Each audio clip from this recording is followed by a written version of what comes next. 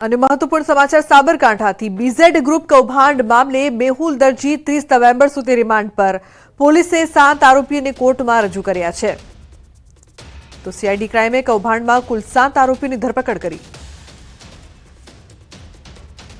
BZ finance જે Ponzi scheme છે કે જેમાં હવે સીઆઈડી ક્રાઇમ દ્વારા તપાસનો ધમધમાટ શરૂ કરી દેવામાં આવ્યો છે।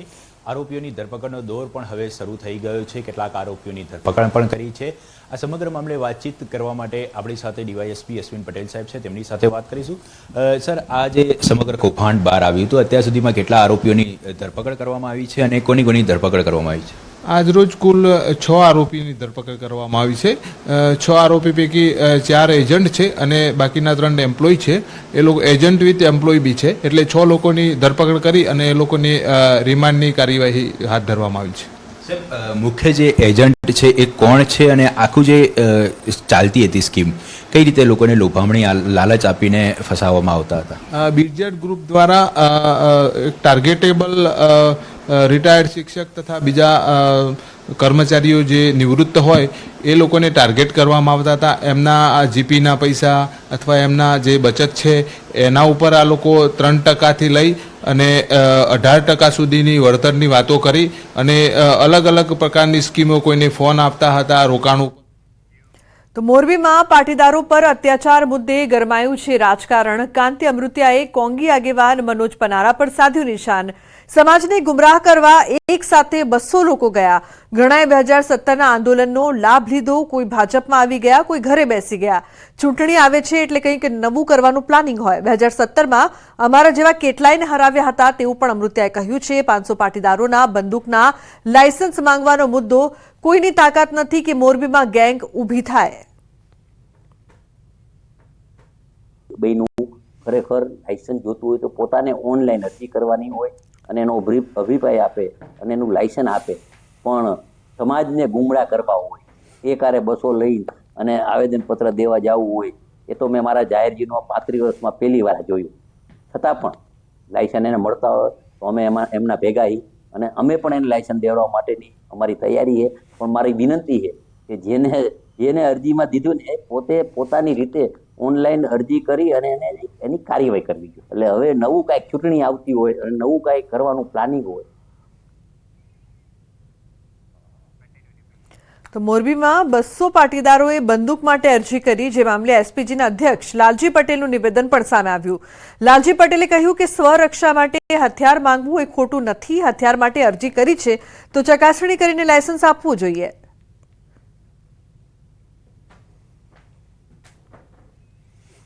જે પાટીદારોએ અરજી કરી છે, મને લાગે છે ખરેખર લાયસન્સ કાયદેસર રીતે મળતું હોય છે તો દરેકે અરજી કરી, એમાં કોઈ ખોટી વાત નથી અને 100% દરેકે પોતાનું લાયસન્સ રાખવું જોઈએ। અને આ રીતે સુરક્ષા માટે જરૂરી છે કે પોતે હથિયાર રાખી અને આવા અસામાજિક તત્વો એના માટે સુરક્ષા માટે જરૂરી છે દરેકને।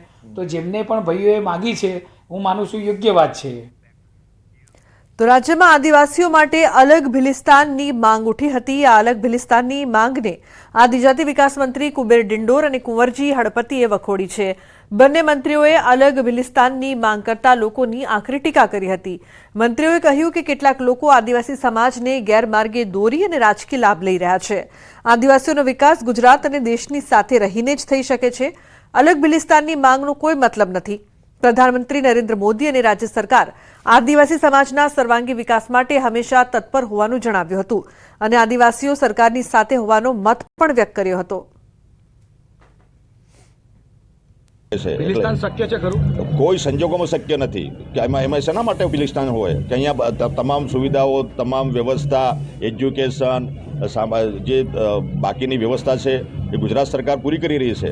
એટલે જે લોકો જે ભ્રમિત થયા છે, ખોટી વાતો ફેલાવે છે કેટલાક લોકો, એ એમને મુબારક। બાકી કોઈ સંજોગોમાં આ શક્ય બને એમ નથી અને આદિવાસી સમાજ પણ આમની વાતમાં આવે એમ નથી। કેમ કે તમારી પાસે બજેટ પૂરતા પ્રમાણમાં ન હોય તો એ દેશ કે રાજ્ય ચાલવી શકે નહીં। પણ મને વિશ્વાસ છે કે દેશના વડાપ્રધાન અને મૃદુ અને મક્કમ સ્વભાવના મુખ્યમંત્રી ભૂપેન્દ્રભાઈ પટેલના નેજા હેઠળ આદિવાસીઓનો વિકાસ, જે સાર્વાંગિક વિકાસ કહી શકાય, તે ખૂબ જોરમાં પ્રગતિ સાથે આગળ વધી રહ્યો છે। એટલે મારી દૃષ્ટિએ બિલિસ્તાન રાજ્ય અસ્થાયી રહેશે। તો જયંતી સરદારા અને સંજય પાદરિયા વચ્ચે ચાલી રહેલા વિવાદ પર રમેશ ટીલાડાનું નિવેદન સામે આવ્યું. ખોડલધામના ટ્રસ્ટી અને ભાજપના ધારાસભ્ય રમેશ ટીલાડાએ બનાવને દુઃખદ ગણાવ્યો. સાથે જ સમાધાન માટે તેમણે સરદાર ધામના ટ્રસ્ટીઓ સાથે વાત કરી હોવાનો દાવો કર્યો. કહ્યું, ખોડલધામના ટ્રસ્ટીઓની બેઠક મળી હતી પણ તેઓ હાજર નહોતા રહી શક્યા. શુક્રવારે ચેરમેન નરેશ પટેલ રાજકોટથી આવ્યા બાદ તેમની સાથે મુલાકાત કરી સમાધાન માટે પ્રયાસ કરાશે.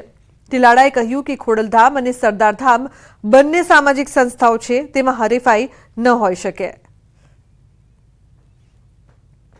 ધામ સૌરાષ્ટ્રના ઉપપ્રમુખ જયંતી સરદારા અને પીઆઈ સંજય પાદરિયા વચ્ચે હાલ એક વિવાદ ચાલી રહ્યો છે અને ત્યારે સમગ્ર મામલે વાતચીત કરવા હાજર છે ખોડલધામના ટ્રસ્ટી અને ધારાસભ્ય રમેશભાઈ ટીલાડા. આપણે તેમની સાથે જ વાતચીત કરીશું.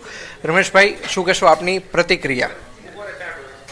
સરદાર ધામના ઉપપ્રમુખ જયંતિભાઈ સરદારા ઉપર જે હુમલો બન્યો છે એ ખરેખર નિંદનીય બાબત છે. અને હું એમ કહું છું કે ખોડલધામ અને સરદારધામ બંને સમાજના ઉત્થાનનું કામ કરે છે. તો કંઈ આ પોતપોતાની ક્ષેત્રની અંદર સંસ્થાઓ કામ કરતી હોય અને એમાં કોઈ વિવાદનો પ્રશ્ન જ નથી.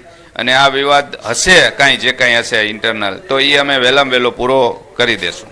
ખાસ કરીને એક સીસીટીવી ફૂટેજ પણ સામે આવ્યા છે જેમાં સ્પષ્ટપણે જણાઈ રહ્યું છે કે સૌપ્રથમ જયંતી સરદારા દ્વારા પીઆઈનો કાટલો પકડવામાં આવે છે અને ત્યારબાદ તેમને લાત મારવામાં આવે છે અને ત્યારબાદ પીઆઈ દ્વારા વળતો હુમલો કરવામાં આવે છે. આપ આને કઈ રીતે જુઓ છો? સીસીટીવી કેમેરાના ફૂટેજ તો મેં નથી જોયા, પણ આપ કહો છો એમ જે કંઈ બનાવ બન્યો હશે એમાં કોઈ કારણ તો હશે જ, અને એ બનાવ એના આધારે જ બનાવ બન્યો હોય.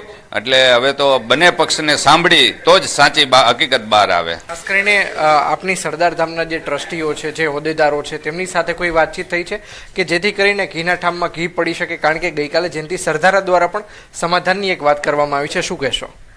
આ સરદાર ધામના સિનિયર ટ્રસ્ટીઓ સાથે પણ મેં વાત કરી છે અને એ બધા ખૂબ પોઝિટિવ છે, બધા સારા લોકો છે અને મને એને સંમતિ પણ આપી છે કે આપણે સાથે મળી અને જે કંઈ વિવાદ હશે એ પૂરો કરી દેશું. ખાસ કરીને સમગ્ર મામલે નરેશભાઈ સાથે કોઈ વાતચીત થઈ છે? કારણ કે હાલ તેઓ પણ વિદેશ પ્રવાસે છે. તમારા પણ સતત પ્રયાસો રહ્યા છે કે બને ત્યાં સુધી આ વિવાદ છે તે શમી જાય. શું કહેશો? મેં નરેશભાઈના કોન્ટેક્ટ કરવાના પ્રયત્ન કર્યા પણ વિદેશ હોવાના કારણે થઈ શક્યા નથી. એટલે આવતીકાલે એ આવવાના છે અને હું એને ચોક્કસ મળીશ અને આ બાબત સમજાવી અને વહેલી તકે આ પ્રશ્ન પૂરો થાય એવા પ્રયત્ન કરીશ. અંકિત પોપટ, ન્યૂઝ 18 ગુજરાતી, રાજકોટ. તો દ્વારકાના યાત્રાધામ બેટ દ્વારકામાં તંત્રએ ગેરકાયદેસર દબાણો પર સપાટો બોલાવ્યો. વહીવટી તંત્રએ બેટ દ્વારકામાં 25 જેટલા દબાણો તોડી પાડ્યા. બેટ દ્વારકા મંદિરના પાર્કિંગ આસપાસના નાના મોટા અનઅધિકૃત દબાણો પર તંત્રએ તવાઈ બોલાવી. પાલિકા તંત્ર અને પોલીસે પાર્કિંગ અને મંદિર આસપાસના દબાણો પર સપાટો બોલાવ્યો છે. તો યાત્રાધામ બેટ દ્વારકામાં દબાણો પર તવાઈ કરવામાં આવી છે. મહત્વપૂર્ણ સમાચાર, પાલિકા તંત્રએ પોલીસ સાથે મળીને દબાણો તોડ્યા.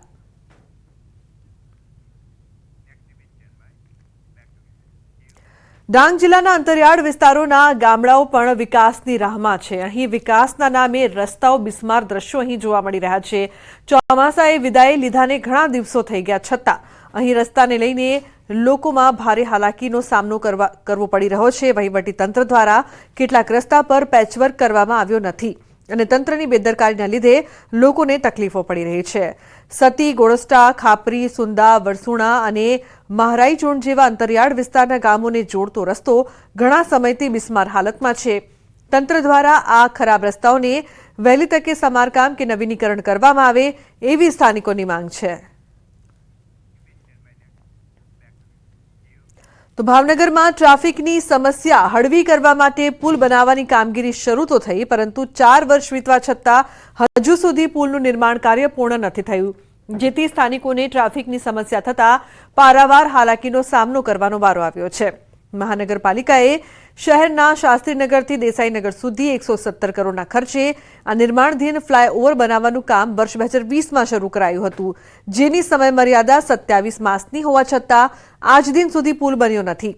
સ્થાનિકો લોકોમાં ભારે વિવાદ શરૂ થતા આખરે હવે હેવી વાહનો દ્વારા ફ્લાયઓવરનું ટેસ્ટિંગ શરૂ કરવામાં આવ્યું છે અને ટેસ્ટિંગ પૂર્ણ થઈ ગયા બાદ ફ્લાયઓવર પરનો વન વે રોડ શરૂ કરવા માટેની હિલચાલ ચાલી રહી છે.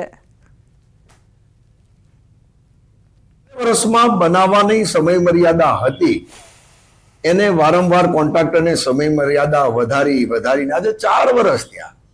4 વર્ષ છતાં પણ ઓવરબ્રિજ બન્યો નથી, અને ઓવરબ્રિજ બન્યો એનો નથી, પણ સાથોસાથ હજી પણ 1-1.5 વર્ષ થશે પૂર્ણ થતા એવું મને દેખાય છે. વધારે સમય થાય તો કોઈ મોય નવાય નથી. સમય મર્યાદામાં પહેલું કારણ તો એક વખત કોરોના કાળ આવી ગયો, બીજી વખત એવું કહી શકાય કે આપણે આ પુલ મેન્યુઅલ બનાવવામાં આવ્યો છે, કોઈ તૈયાર વસ્તુ લાવીને ફિટ કરવામાં નથી આવી, એથી ખૂબ લાંબો સમય થયો છે. તો છોટાઉદેપુર નગરપાલિકા દ્વારા 1,70,00,000ના ખર્ચે મલ્ટીપર્પઝ બિલ્ડિંગ બનાવવામાં આવી છે. પાલિકાને આર્થિક મદદ મળે તે હેતુસર છોટાઉદેપુરના પ્રાઇમ લોકેશન પર આ બિલ્ડિંગ બનાવવામાં આવી છે, જેમાં 40 દુકાનોનો સમાવેશ થાય છે. વેપારીઓને પણ આ કોમ્પ્લેક્સમાં દુકાનો લેવાનો ભારે ઉત્સાહ હતો, પરંતુ તેની હરાજી ન થતા 5 વર્ષથી તૈયાર થયેલ કોમ્પ્લેક્સ ધૂળ ખાઈ રહ્યું છે. ઉલ્લેખનીય છે કે જે જમીન પર બિલ્ડિંગ બનાવાઈ છે તેની પહેલા આ જમીન પર આંગણવાડી હતી, જેનો હેતુ ફેર કરવાની પ્રક્રિયા પૂર્ણ પણ નહોતી થઈ અને તેની પહેલા જ આ ઇમારત ઊભી કરી દેવાઈ, જેથી હરાજી અટકી ગઈ છે. ધૂળ ખાતું આ કોમ્પ્લેક્સ જાણે શૌચાલય બની ગયું હોય તેમ લોકો અહીં શૌચક્રિયા માટે તેનો ઉપયોગ કરી રહ્યા છે. જ્યાં જુઓ ત્યાં ગંદકી જ ગંદકી જોવાઈ રહી છે, જેથી સ્થાનિકો તેમજ વેપારીઓની એક જ માંગ છે કે આ પ્રશ્નનો જલ્દી નિકાલ કરવામાં આવે. છોટાઉદેપુરમાં ધંધાકીય જગ્યા જોવા જાય તો સૌથી સારી અને અનુકૂળ જગ્યા છે ધંધા માટે, અને એમને એમ વેડફાઈ રહી છે, જેના માટે અધિકારીઓ પણ બેદરકારી દાખવી રહ્યા છે અને એનો કોઈ ઉકેલ લાવતા નથી. 7-8 વર્ષથી પડી રહ્યું છે અને નથી હરાજી થતી કે કંઈ નથી, અને બિલકુલ બેકાર મૂતરડી બનાવી દીધી છે. આટલા રૂપિયા ખર્ચો કર્યા પછી બી 5 વર્ષ પહેલાં 2 કરોડના ખર્ચે મલ્ટીપર્પઝ બનાવવામાં આવેલું તે આજે બિલકુલ હવાળ પરિસ્થિતિમાં પડી રહ્યું છે. એનો કોઈ ઉપયોગ નથી અને લોકો ત્યાં ગંદકી કરે છે. જનતાના પૈસાનો આવો ખરાબ રીતથી વેડફાટ થયેલો છે. બસ કમ શોપિંગ સેન્ટર જે પેટ્રોલ પંપ ચોકડી ઉપર બનાવવામાં આવેલું છે તેની ફાઇલ હાલમાં નિયામક શ્રી શહેરી વિકાસ ખાતે ચાલેલ છે, હરાજીની ફાઇલ. એ ત્યારબાદ ત્યાંની મંજૂરી મળીએથી અમારા દ્વારા હરાજી કરવામાં આવશે અને તેની બોલી લાગશે અને એની હરાજી કરી ચૂકવણું કરું. 1,70,00,000ના ખર્ચે બિલ્ડિંગ બનેલું છે. છોટાઉદેપુરના મધ્યમાં આવેલ જે નગરપાલિકા દ્વારા બિલ્ડિંગ બનાવવામાં આવી હતી, આપણે તસવીર બતાવવા માંગીશું. પેટ્રોલ પંપ 4 રસ્તા જે નગરની મધ્યમાં આવેલું છે, ત્યાં આગળ જે આલિશાન અદ્યતન સુવિધાવાળી બિલ્ડિંગ જે ઊભી કરવામાં આવી છે, પરંતુ હાલ શોભાના ગાંઠિયા સમાન છે. તેનું કારણ તો જાણી નથી શકાયું, પરંતુ કહેવામાં આવે છે કે આ જે 40 જેટલી દુકાનો પાડવામાં આવી છે, આ વિસ્તારના લોકોને રોજગારી મળે અને નગરપાલિકાની આવક થાય તે હેતુથી આ બિલ્ડિંગ બનાવવામાં આવ્યું હતું, પરંતુ આજે કેટલાક સમયથી આની હરાજી થઈ નથી અને આ વિસ્તારના લોકોને આનો લાભ મળ્યો નથી. જ્યારે તંત્રની બેદરકારીને લઈને હાલ આ બિલ્ડિંગની અંદર અવારનવાર નુકસાનો થતા હોય છે અને હાલ આ વિસ્તારના લોકો ફક્ત એક જ માંગ કરે છે કે જો આ બિલ્ડિંગને હરાજી કરવામાં આવે તો આ વિસ્તારના લોકોને સારી રોજગારી મળી શકે તેમ છે. સેજબ ખત્રી, ન્યૂઝ 18 ગુજરાતી, છોટાઉદેપુર. તો સુરેન્દ્રનગરના ત્રિમંદિરમાં જિલ્લાના માધ્યમિક શિક્ષક સંઘનું 29મું શૈક્ષણિક અધિવેશન યોજાયું.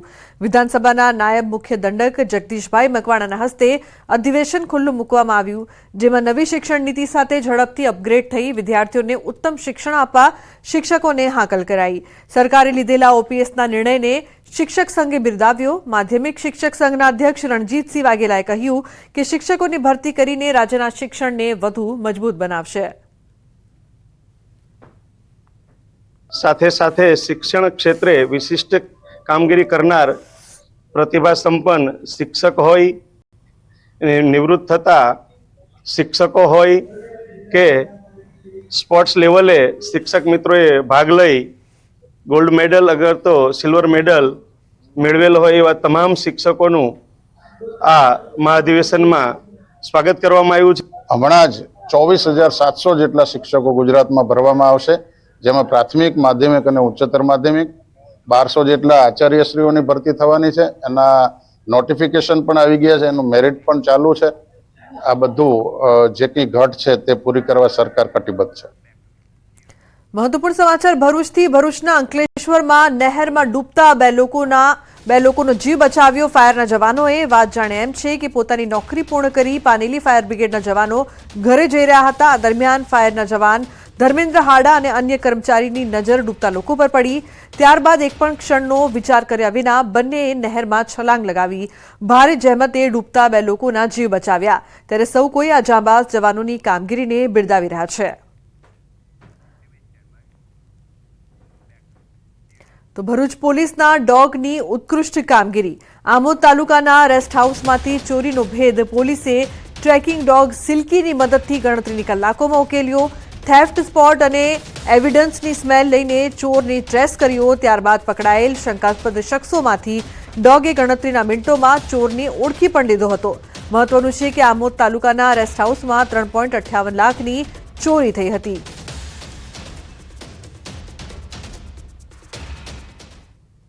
જે આમોદ પોલીસ અને ભરૂચ જિલ્લાના જે સિલ્કી ડોગ છે તેને આ ગુનાના કામે ખૂબ જ ઉત્કૃષ્ટ કામ કરી આના ગુનાને ગણતરીના સમયમાં ડિટેક્ટ કરેલ છે અને ગુનાના કામે સંડોવાયેલ તોમદા ચિરાગ દિનેશભાઈ વાળાને ગુનાના કામે અટક કરેલ છે અને આગળની તપાસ આમોદ પોલીસ ચલાવી રહેલ છે. ભાવનગરમાંથી વેલની ઉલટી તરીકે ઓળખાતી કરોડોની કિંમતની એમ્બર ગ્રીસ સાથે 2 તસ્કરો ઝડપાયા છે. મહુવા પોલીસે દરોડા પાડીને 2 આરોપીને ઝડપી પાડ્યા છે. આ મુદ્દે મહુવા એસપી અંશુલ જૈને કહ્યું કે વેલની ઉલટીનો 12 કિલોગ્રામનો મોટો જથ્થો મળ્યો, જેનું આંતરરાષ્ટ્રીય બજારમાં 12 કરોડ રૂપિયા સુધીનું મૂલ્ય આંકવામાં આવ્યું છે. ધરપકડ કરાયેલા આરોપીઓની પૂછપરછ પોલીસે હાથ ધરી છે. મહત્વનું છે કે એમ્બર ગ્રીસ એ દરિયાઈ સોનું ગણાય છે, જેનું વેચાણ પ્રતિબંધિત ગણાય છે. ત્યારે પોલીસે આ મુદ્દે વધુ તપાસ હાથ ધરી છે. આજે મહુવા ટાઉન પોલીસ સ્ટેશન વિસ્તારમાં આવેલા ભવાનીનગરમાં ચામુંડા ડાઈના એક કારખાના છે. ત્યાંથી આપણે એમ્બર ગ્રીસ જે સ્પર્મ વેલની વોમિટ અને ઉલટી કહેવાય છે એની ત્યાંથી કબજે કરવામાં આવી છે. આશરે વજન 12 કિલોગ્રામ છે, જેની આંતરરાષ્ટ્રીય કાલા બજારમાં માર્કેટ 12 થી 15 કરોડ જેટલી છે. આમાં આપણે 2 આરોપીની ધરપકડ કરી છે. તો નવસારીમાં શાળામાં બાળકોને ધર્માંતરણ કરાવવાનો વિડીયો વાયરલ થયો છે. બારડોલીના બાબલા ગામે પ્રાર્થના દરમિયાન ધર્માંતરણની વાત વિડીયો 9 મહિના અગાઉનો હોવાની પણ વાત થઈ રહી છે. વિડીયો મુદ્દે શિક્ષિકા સરિતા કમલ નાસ્તરે સોશિયલ મીડિયામાં માંગી છે માફી. પ્રાર્થના દરમિયાન તેમની ભૂલ થઈ હોવાનું પણ કબૂલ્યું છે. वीडियो वायरल थता हिंदू संगठनों थया छे एक्टिव। ये कोई स्कूल में इन्वॉल्व होके या कोई धर्मांतरण करने का ऐसा कोई भी मेरा इंटेंशन से ये वीडियो मैंने नहीं बनाया था, क्योंकि एक जगह पे एक प्रार्थना सभा में मैंने बोला, मगर कुछ शब्द ऐसे मेरे मुंह से गलती से गए कि जिन वजह से मेरे हिंदू भाई बहन को शायद ये दुख दिया होगा या उन लोगों को अच्छा नहीं लगा होगा। तो मैं I really apologise my self. तो प्रार्थना दरमियान भूल थई होवानुं कबूल्युं छे। हाल हिंदू संगठनों में रोष छे। बारडोलीना बाबला गामनी घटना कि ज्यां शाळामां बाळकोनुं धर्मांतरण कराववामां आवतुं होय तेवो विडियो वायरल।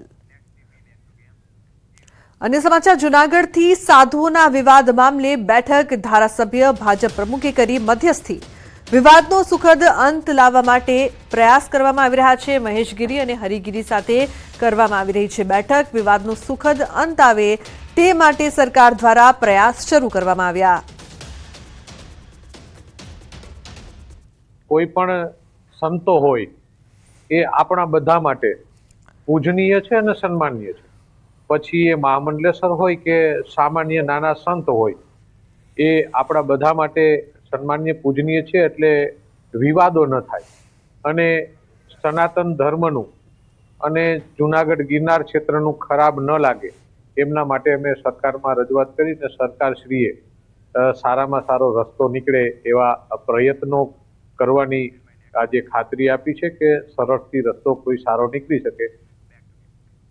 તો સુરતમાં ડિજિટલ અરેસ્ટનો વધુ એક કેસ સામે આવ્યો છે। 90 વર્ષના સિનિયર સિટીઝનને કરાયા ડિજિટલ અરેસ્ટ કરી 1,15,50,000 પડાવ્યા। CBI, ED, Mumbai police, supreme कोर्टना नामनो पण उपयोग करवामां आव्यो हतो। सूरत क्राइम ब्रांचे 5 आरोपीओने पकड़ीने कार्यवाही शरू करी। झड़पाયેલા आरोपीओ विरुद्ध 14 राज्योमां नोंधाया छे 28 जेटला गुना। आरोपीओ पासेथी 28 सिम कार्ड, 9 मोबाइल कब्जे लेवाया। 46 डेबिट कार्ड, 23 चेकबुक, 9.50 लाख रोकड़, एक कार कब्जे। બેંકમાં રાખેલા શખ્સોના 16.51 લાખની રકમ પણ સીઝ કરવામાં આવી। મૂળ સૌરાષ્ટ્રના તમામ આરોપીઓ હાલ સુરતમાં રહે છે। રમેશ કાતરિયા, ઉમેશ જિંજાડા, નરેશ સુરાની પકડાયા। રાજેશ દિયોરા અને ગૌરાંગ રાખોલિયા નામનો શખ્સ પણ પકડાયો છે। પોલીસ પકડથી દૂર એક આરોપી પાર્થ ગોપાણી વોન્ટેડ જાહેર। 90 વર્ષના સિનિયર સિટીઝન કાકાને આ લોકોએ પોતાનું 400 ગ્રામ જેટલું એમડી તમારું કુરિયરમાં આવ્યું છે અને આ ધમકી આપી મુંબઈના police officer, ED, CBI, Supreme Court વગેરે નામની ધમકીઓ આપીને ખોટા લેટરો, ખોટા ઓર્ડરો બતાવી કાકા પાસે અંદાજે 1.25 કરોડ રૂપિયા, 1 કરોડ 15 લાખ જેટલી વસૂલાત કરી લેવામાં આવી હતી। એમને 15 દિવસ જેટલો સમય જેટલા ડિજિટલ અરેસ્ટ રાખવામાં આવ્યા હતા। આ અનુસંધાને કાપોદ્રા વિસ્તારમાં HDFC બેંક પાસે એક જગ્યાએ વોચમાં રહી અને 5 ઇસમોને પકડી પાડવામાં આવ્યા, જેમની પાસે 9.5 લાખ રૂપિયા જેટલા બેંકમાંથી કેશ વિડ્રો કરેલા મળી આવ્યા છે। એક 4 વ્હીલ ગાડી મળી આવી છે i20। તો સુરતમાં લવ જેહાદનો ચોંકાવનારો મામલો સામે આવ્યો છે। વિધર્મી યુવકે હિન્દુ નામ ધારણ કરીને યુવતીને ફસાવી તેનું શારીરિક, માનસિક અને આર્થિક શોષણ કર્યાની ફરિયાદ નોંધાઈ છે। આરોપી યુસુફ મંડપવાલાએ કમલસિંહ તરીકેની ઓળખ આપી યુવતીને ફસાવી હતી। યુવતી સાથે શારીરિક સંબંધો બાંધીને તેનો ગર્ભપાત કરાવ્યો હોવાનો પણ આરોપ લાગ્યો છે। આરોપીએ યુવતીના નામે લોન લઈ મોપેડ પણ ખરીદ્યું હતું। જો કે યુવતીએ લગ્નનું દબાણ કરતા આરોપીએ પોતે વિધર્મી હોવાનો અને પરિણીત હોવાનો ખુલાસો કર્યો હતો। બાદમાં આરોપી અને તેની પત્નીએ યુવતીને બ્લેકમેલ કરવાનું શરૂ કર્યું। યુવતીએ વીએચપીનો સંપર્ક કર્યો। હાલ રાંદેર પોલીસે પતિ પત્ની સામે ફરિયાદ નોંધીને કાયદેસરની કાર્યવાહી હાથ ધરી છે। जब शादी का प्रस्ताव रखा तब पता चला कि इसका नाम यूसुफ मंडप वाला है, ये शादीशुदा है, इसकी बीवी का नाम हबीबा मंडप वाला है। तो ये दोनों मियाँ बीबी ने मिलकर फिर इसको प्रताड़ित करना शुरू किया कि भाई हम तुम्हारे वीडियो, तुम्हारे फोटो सोशल मीडिया पर वायरल करेंगे। पुलिस से FIR दर्ज हो चुकी है कोर्ट के आदेश अनुसार। हमें आशा है राज्य सरकार के जो कानून बनाए गए हैं लव जिहाद के विरुद्ध, उसके धारा के तहत अपराधी को तत्काल गिरफ्तार करे सरकार। तो ફિજીના નાયબ પ્રધાનમંત્રી મનોઆ કામિકામીએ ગાંધીનગરમાં મુખ્યમંત્રી ભૂપેન્દ્ર પટેલ સાથે મુલાકાત કરી। ફિજીના નાયબ પ્રધાનમંત્રીએ ગુજરાતે ડેરી ઉદ્યોગ સહિત કૃષિ ક્ષેત્રે જે વૈશ્વિક ખ્યાતિ મેળવી છે તેની તજજ્ઞાતાનો લાભ ફિજીને પણ મળે તે માટે પરસ્પર સહયોગની તત્પરતા વ્યક્ત કરી। તેમણે ડેરી ઉદ્યોગ ઉપરાંત AI અને ICT તથા સાયબર સિક્યોરિટી સેક્ટરમાં પણ ગુજરાત ફિજીને સહયોગ કરી શકે તેવી સંભાવનાઓ અંગે ચર્ચા કરી છે।